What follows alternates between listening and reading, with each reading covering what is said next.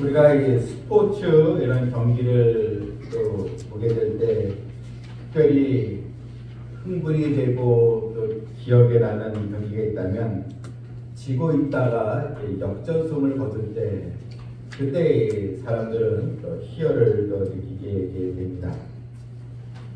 신앙생활도 마찬가지입니다.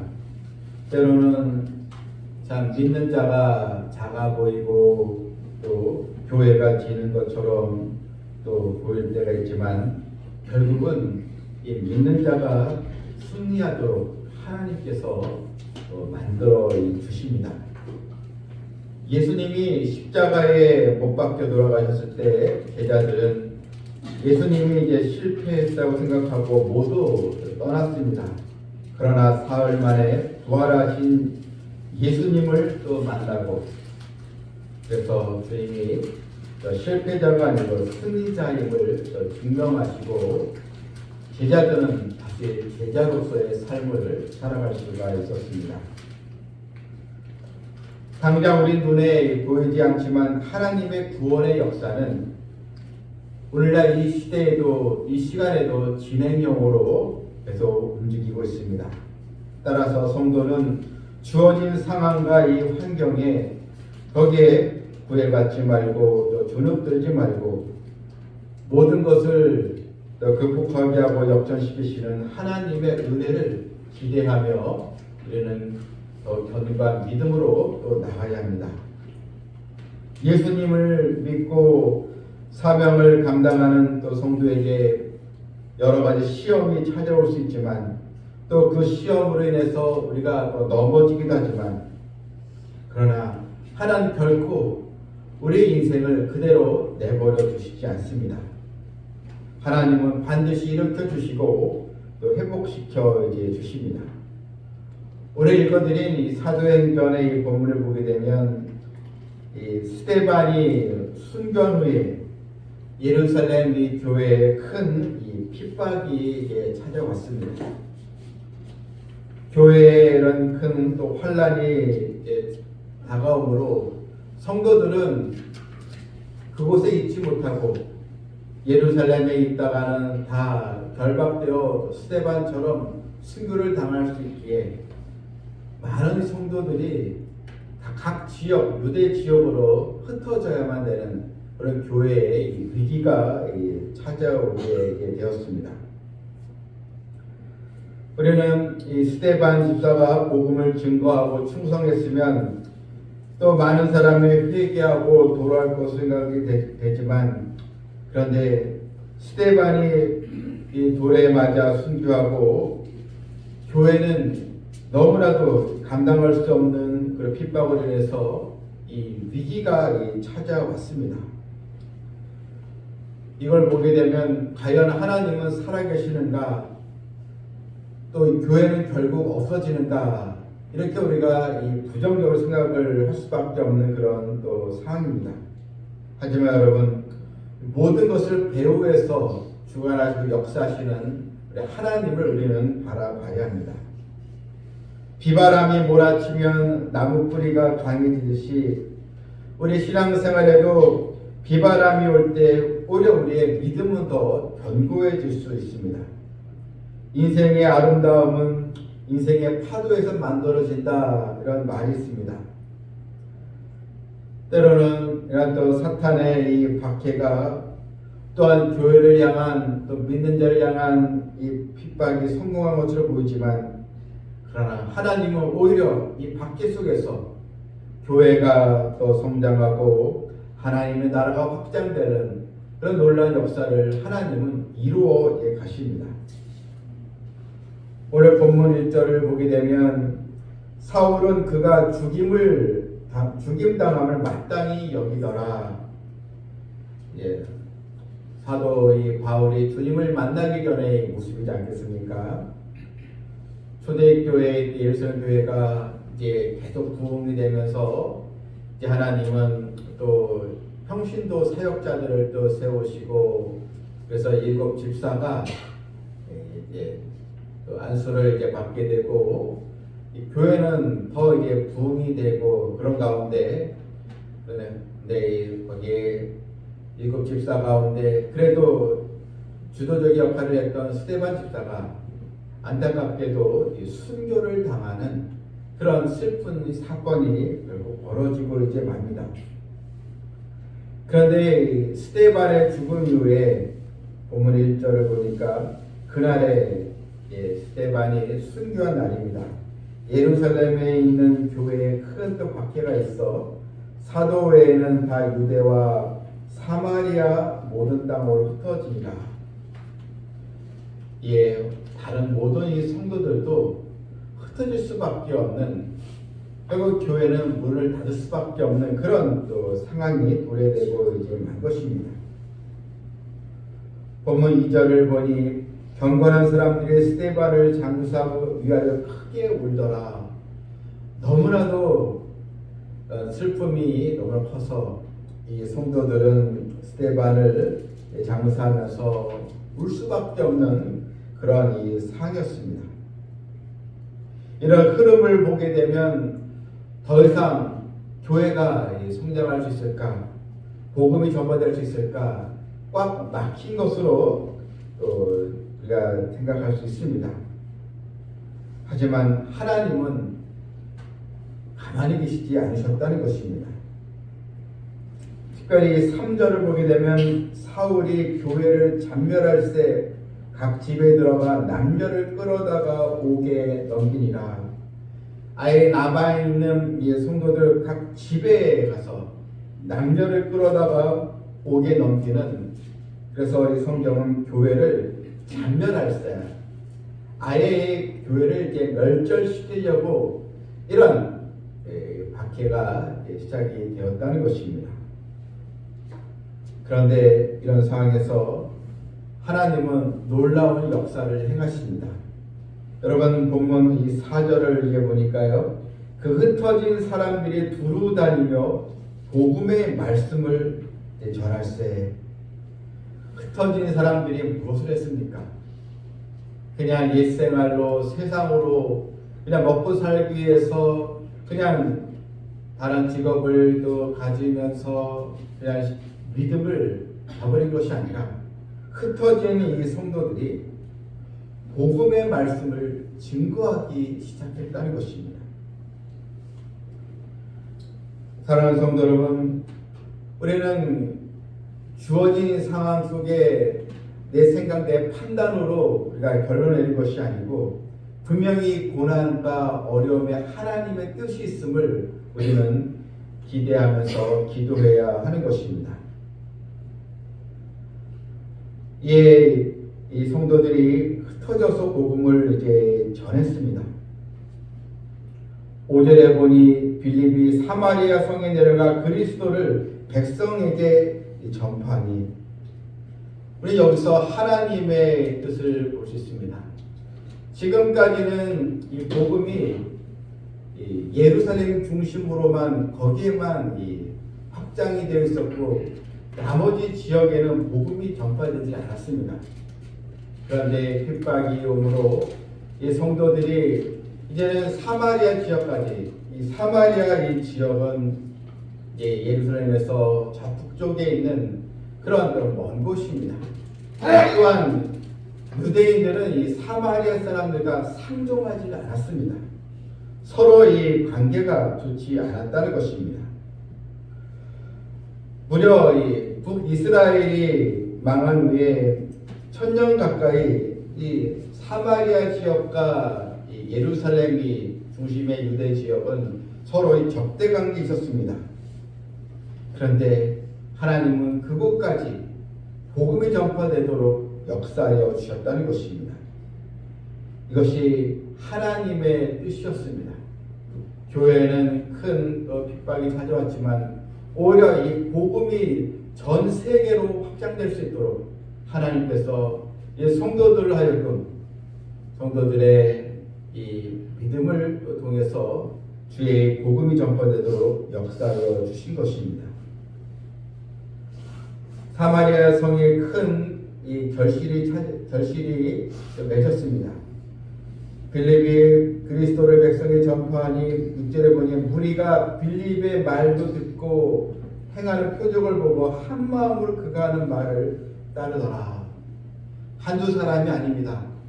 사마리아 땅에 무리 많은 이 사람이 한 마음으로 빌립이 전하는 이 복음에 귀를 기울였다는 것입니다.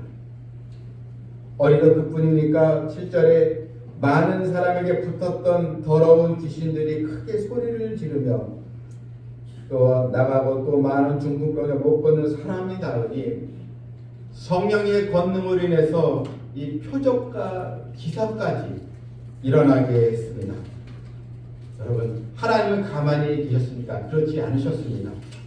하나님이 움직이시고 더 주의 이 복음이 전파되도록 하나님께 역사하시는 것을 볼 수 있습니다. 또한 사도행전 8절 26절에 보게 되면 빌렙 집사가 이디오피아의 여왕인 간다게의 국고를 맡은 내시를 만나게 합니다. 그런데 이 내시가 빌립이 전하는 이 복음을 듣고 그가 자기 나라, 즉 아프리카 지역인 이 에티오피아 지역에 가서 거기서 이 또 복음을 또 전하게 하는 그런 놀라운 역사가 또 일어나기도 했습니다. 그래서 복음이 이방 땅에까지 전파될 수 있는 토대를 마련하게 되었던 것입니다. 여러분, 하나님의 이 계획은 한 번도 실패한 적이 없습니다. 또한 하나님께서 세우신 교회와 이 복음의 능력은 절대로 어느 누구도 막을 수가 없고 실패되지 않는 것입니다. 스데반을 차라리 하나님께서 보호하시면 어떠하실까? 그러면 성도들이 흩어짐을 막을 수 있었을 텐데 교회의 환란 없이 성도들이 더 안전하게 또 모여서 교회가 더 부흥됐을 텐데 이게 이제 우리의 생각이지만 하나님은 오히려 스데반의 순교가 헛되지 않도록 은혜를 베풀어 주신 것입니다. 성도 여러분, 만약에 이 핍박이 아니었다면 사마리아 지역까지 어떻게 복음이 전파될 수가 있었겠습니까? 사도행전의 7장은 이 스데반을 중심으로 해서 스데반의 순교를 마치게 되지만 사도행전의 8장은 흩어진 성도들, 특별히 빌립 집사가 복음을 전함으로 복음의 새 시대가 열리는 그런 또 선교의 또 장이 바로 되었던 것입니다. 기독교 역사를 보게 되면 기독교의 고난은 시대가 바뀔 때마다, 환경이 바뀔 때마다, 또한 새 왕이 나타날 때마다 어려움이 계속 있었습니다. 로마 제국이 300년 가까이 기독교를 이제 박해하면서 수많은 이 황제들이 등극을 했지만 특별히 10대 이 박해가 또 사건이 있었습니다. 1차 때는 네로 황제가 자신이 로마시에 불을 질러놓고 기독교인들이 화재의 주범이라면서 많은 성도들을 죽이는 일이 있었습니다. 또한 5차 때에는 마르쿠스 아우렐리스 형제가 당시 자연재해가 일어났는데 이 재해가 기독교들 때문에 일어났다면서 교회에 핍박을 하기도 했습니다. 또 9차 이 박해 때에는 이 발레리아의 형제는 기독교인들의 재산을 압수하고 또 교회 집회를 금지하게 됐습니다. 또한 10차 때는 디오클레티안 갈레리우스의 형제는 최악의 박해를 가했습니다. 많은 교회가 무너지고 성경책은 소실되고 기독교인들의 자격은 정지되고 심지어는 이방 신을 섬기는 제사의 제물로 바쳐지기도 하는 끔찍한 또 일도 있었습니다. 그렇게 되면 여러분, 교회는 없어야 되지 않겠습니까? 아닙니다.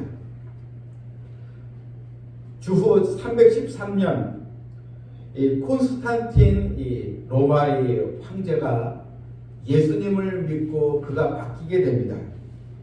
이 콘스탄틴 이 대제가 밀라노에서 칙령을 발표함으로 이 로마는 바로 기독교가 국교입니다. 우리는 기독교의 나라입니다. 이것을 선언을 하게 되었던 것입니다. 성도 여러분, 처음에 어느 가정이나 사회에 들어가게 되면 큰 어려움이 사실 있습니다. 통가을에처럼 고난과 이 핍박이 찾아올 수 있습니다. 우리나라도 기독교가 처음 들어왔을 때 저항과 또 순환이 많이 있었고, 특별히 일제의 강점기나 6.25의 전쟁 때 그런 또 공산당의 그런 핍박이 있었습니다. 오늘날 시대에도 여전히 기독교에 대한 배타적인 세력들이 계속 기독교를 혐오하는 그런 발언을 하고 있는 그런 시대에 있습니다. 그래요, 여러분, 결코 하나님은 뒤로 물러나시지 않습니다. 결국은 교회와 믿는 자가 승리하도록 인도하여 주십니다. 예수님은 마태복음 24장 14절에서 이 천국 복음이 모든 민족에게 증거되기 위하여 온 세상에 전파되리니 그제야 끝이 오리라. 여러분, 예수님의 말씀이 지금 계속 착착 지금 이루어지고 이제 있는 것입니다. 전화이복이라는 말이 있습니다. 재앙이 바뀌어 복이 된다는 말인데, 역경과 이 불행이 오히려 좋은 결과로 또 이어진다는 의미인데, 성경도 우리에게 모든 것이 합력하여 선을 이루게 하시는 하나님의 은혜가 있다고 증거하고 있습니다. 로마서 8장 28절에 하나님을 사랑하는 자 곧 그의 뜻대로 부르심을 입은 자들에게는 모든 것이 합력하여 선을 이루리라. 여러분, 가정과 또 우리 개인의 삶에 걱정거리 염려가 있을 때 우리는 낙심할 필요가 없고, 모든 것이 합력하여 선을 이루게 하시는 하나님의 이 역전의 은혜를 우리는 더 사모해야 하는 것입니다. 주어진 상황이 어렵다고 해서, 또 환경이 좋지 않다고 해서 주지 않는 것은 신앙인의 자세가 아닙니다. 어떤 삶의 현장 속에서도 하나님의 모든 걸 다스리고 통치하고 계심을 우리는 믿어야 합니다. 스데반의 이 순교와 또 예루살렘 초대교회에 향한 커다란 이 핍박, 어떻게 보면 당시 어려운 경우 성도들은 이해할 수 없었고, 어떻게 교회가 부흥하는 가운데 왜 이런 쓰라린 고통이 찾아왔는가, 그들은 당시에는 알 수 없었지만 결국 나중에 이것이 하나님의 뜻이었음을 알고 또 생명을 걸고 복음을 전도하는 증거하는 성도들이 바로 되었던 것입니다. 사실 우리의 인생에는 설명되지 않는 것들이 너무나 많이 있습니다. 내가 기도하고 믿음으로 살아가지만 이해할 수 없는 일들도 여러분 얼마든지 우리에게 일어날 수 있습니다. 그럴 때 때론 답답하지만 여러분 기도하시길 바랍니다. 분명히 하나님의 선한 손길이 있음을 우리가 고대하면서 하나님께 맡기고 또 기도하여 하나님의 은혜의 역사가 임하기에 우리는 또 기다려야 하는 것입니다. 이사야서 45장 7절에 보니 나는 빛도 짓고 어둠도 창조하며 나는 평안도 짓고 환난도 창조하나니 나는 여호와라 이 모든 일들을 행하는 자니라. 하나님은 빛과 어둠 속에서도 평안과 환난 속에서도 여전히 움직이시고 택한 자녀들을 지키시고 보호하시고 함께해 주신다는 약속의 말씀입니다. 영국의 기독교 변증가요 문학가인 C.S. 루이스라는 이런 또 목사님이 있는데, 이제 주님을 이제 알기 전에 청소년과 청년기 때는 유럽 이 북부의 그런 신화에 거기에 이제 많이 빠지면서 기독교 신앙에 대해서 완전히 등을 돌리는 그런 일이 있었습니다. 그런데 그 후일에 하나님께서 그를 만나 주시고 올바른 신앙의 길로 또 인도해 주셨는데, 그런데 그가 특별히 기독교를 또 박해하는 세력에 대해서 잘 변증하는 그런 또 능력이 있었는데, 이 C.S. 루이스는 주님을 진심으로 만난 다음에 자신이 그동안 가졌던 그 하나님의 능력을 오히려 주의 영광을 위해서, 전에는 자신의 지식을 위해 사용했지만 하나님의 영광을 위해서 그 지식을 사용함으로써 당대 많은 독자들에게 청년들이 또 젊은이들이 교회로 돌아오는데 크게 일조하면서 유명한 기독교 문학가요 또 변증가로서 쓰임을 이제 받게 되었습니다. 그는 이렇게 이야기를 했습니다. 하나님의 징계는 벌인 동시에 또한 자비입니다. 그 징계를 받아 눈이 멀었던 사람이 오히려 건강해질 수 있습니다. 사실 C.S. 루이스는 큰 어려움과 그런 또 큰 곤란한 상황에 또 질병에도 빠졌었는데 오늘 그때 인생의 쓴맛을 체험하면서 주님을 만나는 그런 계기가 바로 되었던 것입니다. 예수님은 마태복음 5장 11절에서 나를 인하여 너희를 욕하고 핍박하고 거짓으로 너희를 거스려 모든 악한 말을 할 때에는 너희에게 복이 나니 기뻐하고 즐거워하라. 하늘에서 너희의 상이 큼이라. 여러분, 예수님의 이 소망의 말씀, 하늘에서 너희의 상이 큼이라. 우리가 예수님 때문에 또한 교회 다니는 이유 때문에 또 신앙생활 때문에 때로는 우리가 핍박을 받기도 하고 조롱을 받기도 하고 또 이런 적대적인 관계로 바뀌기도 하고 이런 어려움이 있을 때 너희 하늘의 상이 큽니다. 하나님 다 것을 기억하시고 우리에게 또 상급으로 위로하며 채워주신다는 것입니다. 어느 집사님이 이제 남편을 전도를 해야 되는데 이 남편이 아주 고집불통의 남편이었습니다. 그래도 끈질기게 기도하면서 남편을 설득해서 교회에 데리고 왔습니다. 그런데 민망하게도 남편은 목사님이 설교가 끝나기 전에 늘 교회를 나가는 것이었습니다. 아무리 남편을 권해도 그 다음 주에 똑같이 목사님 설교가 끝나기 전에 또 예배당 문을 나간 것입니다. 아무리 남편을 권해도 또 그렇게 행동을 했습니다. 이 집사님은 목사님을 보기에 너무나 부끄러웠고 목사님을 좀 피해 다녔는데 그런데 그만 복도에서 목사님을 마주하게 되었습니다. 집사님 목사님에게 목사님 우리 집 양반이 목사님 설교가 싫어서 나간 것이 아니라 이 양반은 늘 잠이 오면 이 바깥으로 나가서는 버릇이 있습니다 하면서 이렇게 사연을 또 이야기를 한 것인데 목사님은 그 말을 다 사실 알고 있는 거죠. 그런데 목사님은 집사님에게 염려하지 마세요. 일단 하나님의 집에 들어온 것 자체가 기적이지 않습니까? 말씀 듣는 귀가 열리면 이 마음도 바뀌게 될 것입니다. 집사님 같이 기도해요. 말씀 듣는 귀가 열리도록 기도합시다. 그래서 집사님이 작정 기도를 하고 석 달이 지났을 때 그의 남편이 예배가 끝날 때까지 자리를 떠나지 않고 예배를 드리기 시작했고 그 다음에 세례를 받게 되었다는 것입니다. 성도 여러분, 하나님은 우리의 기도를 결코 외면하시지 않습니다. 믿음은 바라는 것들의 실상이요 보지 못하는 것들의 증거라 하였습니다.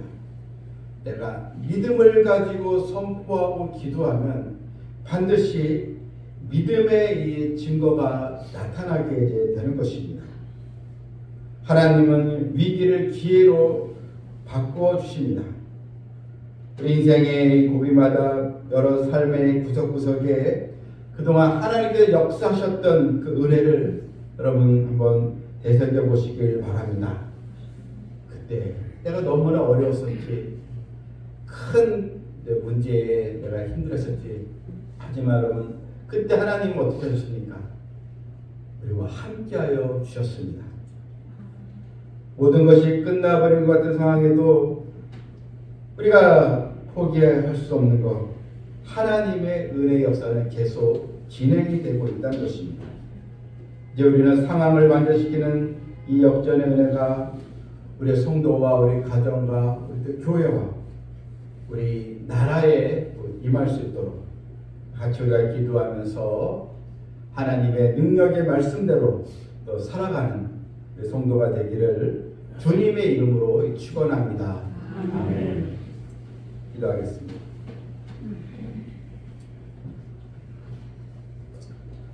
참 좋으신 이 하나님 아버지, 오늘도 사도행전 그 말씀을 통해서 상황을 바꿔주시고 역전해 주시는 하나님의 은혜를 우리가 보았습니다.